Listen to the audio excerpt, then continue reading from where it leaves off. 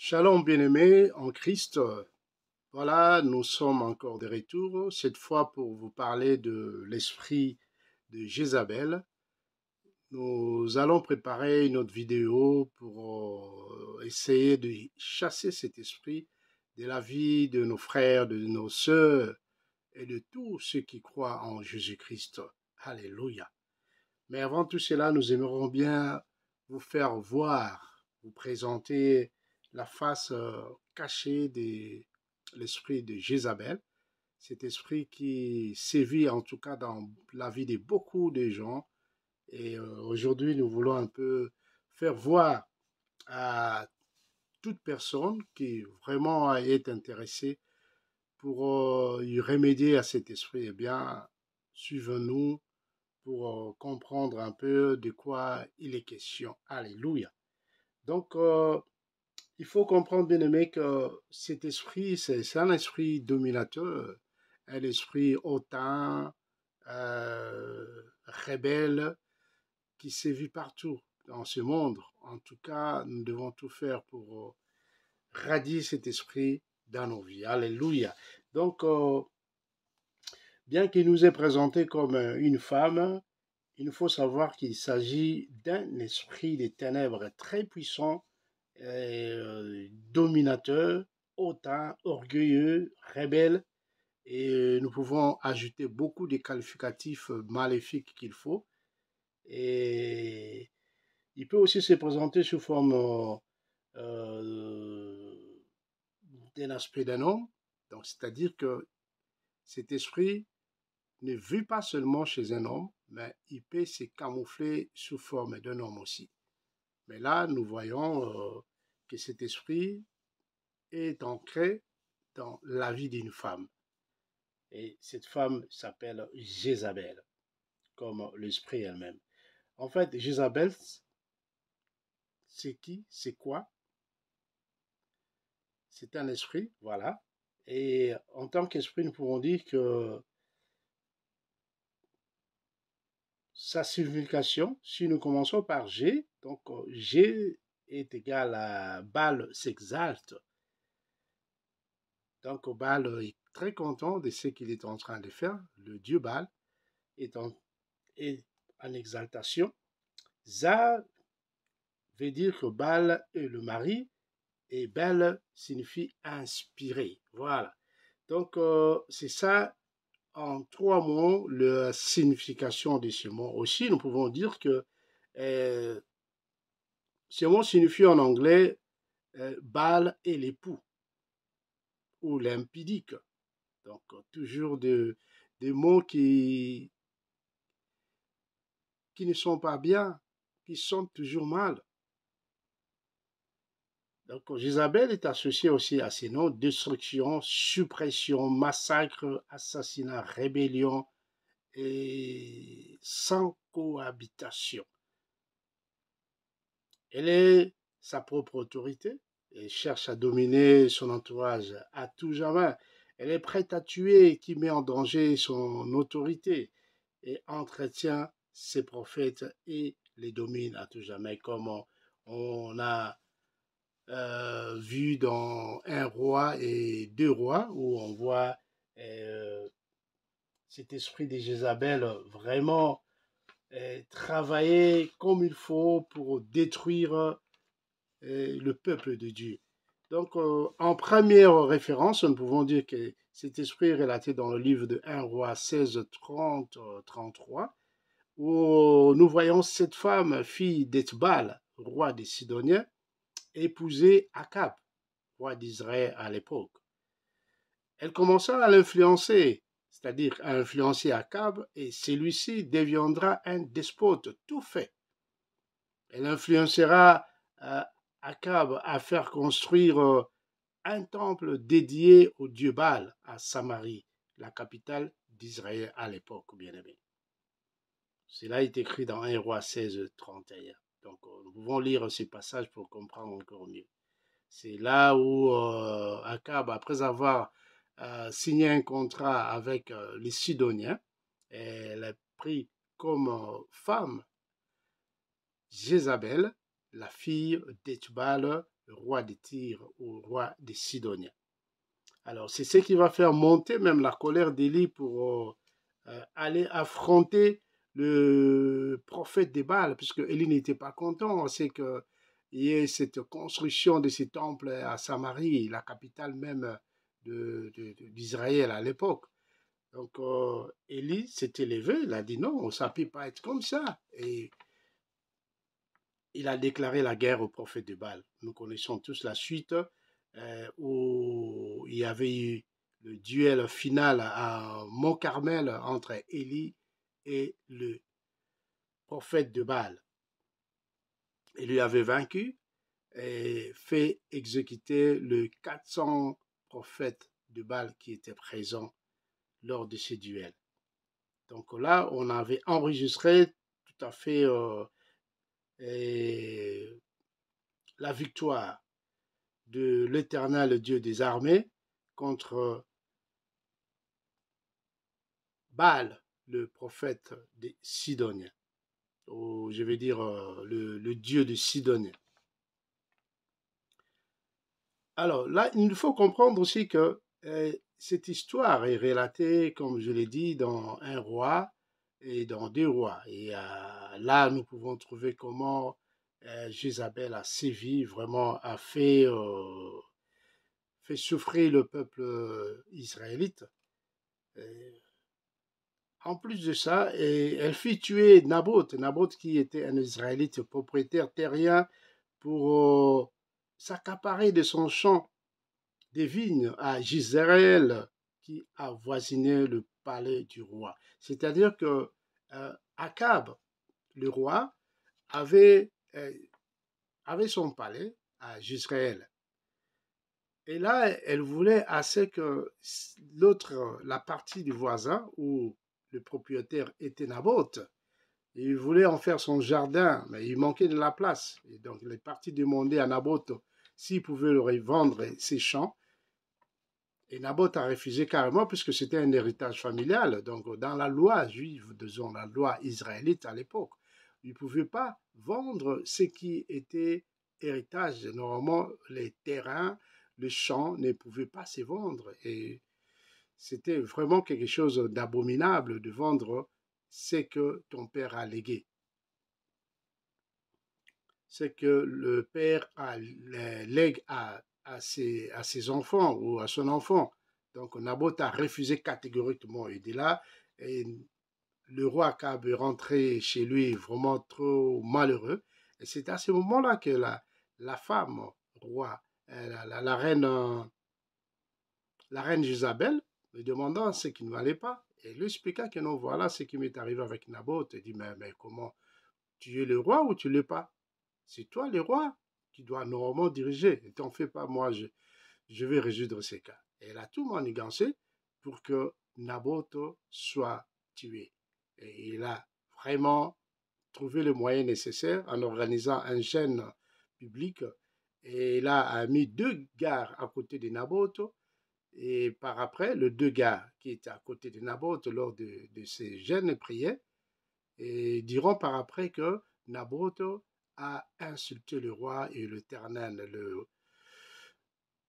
Et voilà, Naboth a été condamné malgré lui. Il a été lapidé publiquement. Et voilà, par après, ils ont tout fait pour même éliminer la descendance de Naboth pour avoir son champ de vigne. Bien aimé, c'est vraiment triste. Donc, c'est vraiment triste. En fait, ici, c'est l'image de notre Seigneur qui nous dit que nous devons être prudents. L'image de notre Seigneur qui nous dit d'être prudents dans ce sens que ceux qui sont près de nous, la plupart du temps, ce sont des gens mauvais qui cherchent que le temps nécessaire pour nous nuire, pour venir à nous faire du mal. Et cela n'arrange pas notre Seigneur. Donc voilà. Naboth fut accusé et fut lapidé en public suite à cette conspiration menée par la reine Jézabel. Alléluia, alléluia. Donc on voit encore cette cette femme, ce même esprit, l'esprit de Jézabel, comme étant une prophétesse dans Apocalypse 2:20, c'est une prétendue prophétesse qui enseigne, qui égare les serviteurs de Dieu pour qu'ils se livrent à l'immoralité sexuelle et le pousse même à manger de viande sacrifiée aux idoles. Bien-aimés, combien de faux prophètes, de faux pasteurs, de faux serviteurs de Dieu qui abusent de frères et sœurs, qui leur divulguent et leur confient même leurs secrets pour qu'ils soient délivrés de leurs esprits mauvais qui les hantent.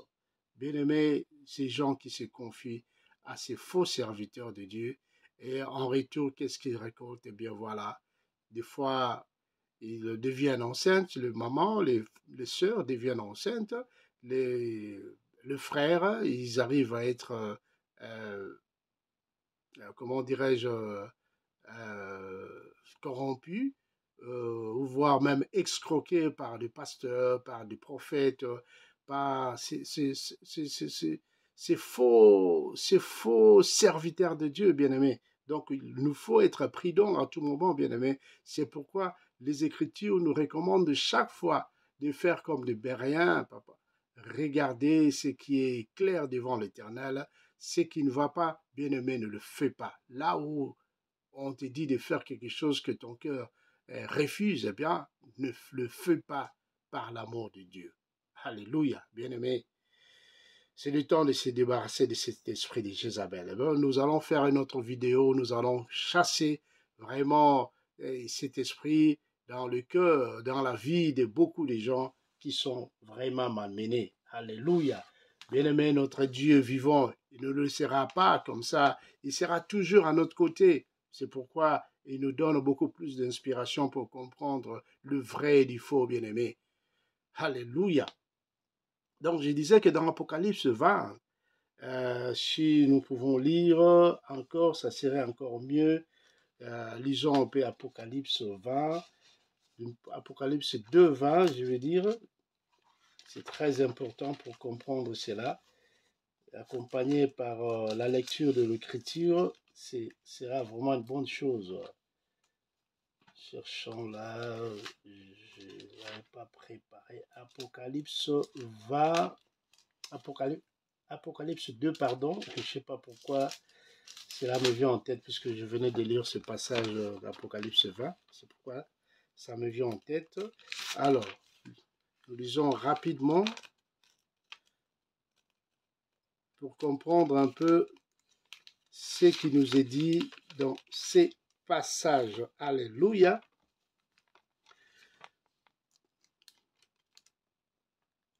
Alors, nous lisons, c'est un message qui est adressé à l'église de Thyatire.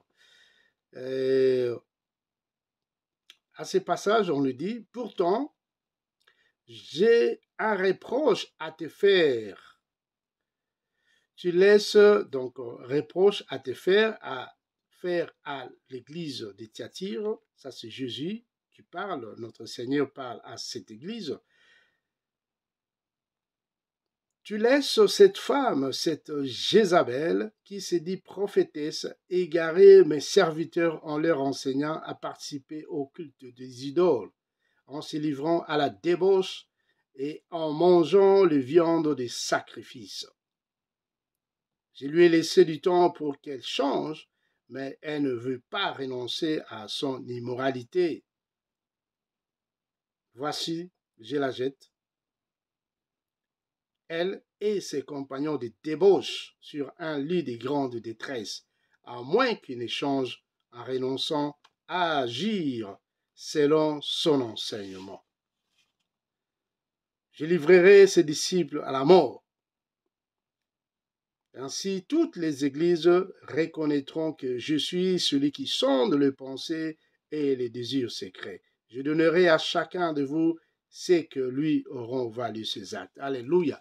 Bien-aimés, voyons, ça c'est notre Seigneur Jésus-Christ qui essayait un peu de reprocher à tous ces gens qui suivaient les enseignements fallacieux de cette prophétesse. Une prophétesse que le Seigneur Jésus répugne parce qu'elle enseigne de fausses doctrines qui entraîne la mort spirituelle ou la débauche à ses disciples. Mais nous devons aussi savoir que le Seigneur n'est pas du tout content du comportement de ceux qui laissent cette fausse prophétesse Jézabel enseigner, séduire ses serviteurs. Donc, qu'est-ce que nous pouvons comprendre, conclure en ce sens? Quant à nous, nous aurons aussi à noter à notre tour une part de responsabilité, bien-aimés, que quand nous avalons, si nous avalons facilement, pour ne pas dire accepter des fausses doctrines, c'est pourquoi il est impérativement, bien-aimé, urgent que nous nous repentissons d'avoir accepté de nous être laissés enseigner par les enseignements venant de l'esprit de Jézabel. Bien-aimé, voilà, ça c'est très très important. Donc, nous devons être très très prudents parce que cet esprit sévit dans beaucoup de vies de nos frères et sœurs. Donc, nous aurons le temps de chasser cet esprit. Donc, c'est avec foi, bien-aimé, nous allons nous préparer vraiment pour chasser cet esprit répugnant, dominateur, cet esprit orgueilleux qui ne laisse pas la place aux enfants de Dieu. Nous avons vu comment elle a fait marcher Akab jusqu'à ce que Akab sera tué lors d'une guerre et c'était prévu par notre Dieu. Dieu a prédit que ce que faisaient Akab et Jézabel, ils opéreront. Et Jézabel, nous le savons tous, elle a été tuée et, et mangée, si je peux dire ainsi, par le chat, comme Dieu l'avait prédit. Alléluia. Pour dire que bien que l'esprit mauvais existe, nous pouvons juste confirmer que l'esprit de Dieu est au-dessus de tout esprit mauvais, bien-aimé. On peut nous faire du mal. On peut faire tout ce que ces gens veulent, mais nous devons s'accrocher à notre Seigneur parce que sans lui, nous ne pouvons rien. Sans l'Esprit de Dieu, bien-aimé, nous ne serons pas en mesure de bien combattre. Voilà pourquoi je te demande, toi, ma soeur, toi, mon frère qui me suit en ce moment par cet audio, d'être toujours vraiment aux côtés de notre Seigneur. Car la Bible nous dit ceci, que nous ne devons pas se fier aux apparences. Nous devons comprendre que quand l'ennemi cherche à nous détruire, il utilise tous les moyens possibles. Et nous, à notre côté, nous devons être fermes, bien-aimés.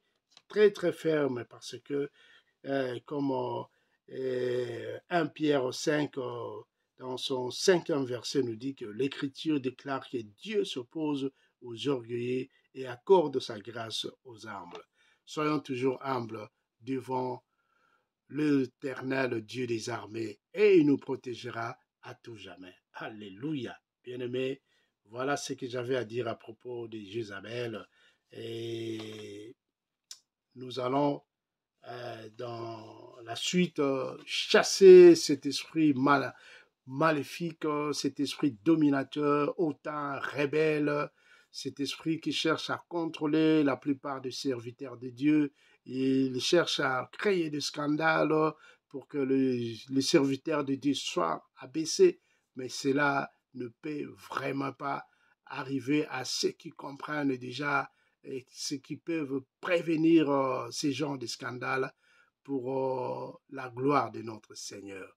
Alléluia. Merci, merci à toute personne qui attendra cet audio. Et continue à prier, bien-aimé. Et nous allons passer à la libération des chaînes qui, qui empêchent nos frères et sœurs de s'exprimer correctement, de se tenir comme il faut, de ne pas être liés par cet esprit maléfique, diabolique qu'est l'esprit de Jézabel, l'esprit de rébellion, l'esprit qui cherche à imposer son autorité aux enfants de Dieu. Alléluia. Merci, merci. Que la paix du Seigneur soit toujours avec vous. Alléluia. Merci Seigneur. Merci pour tout.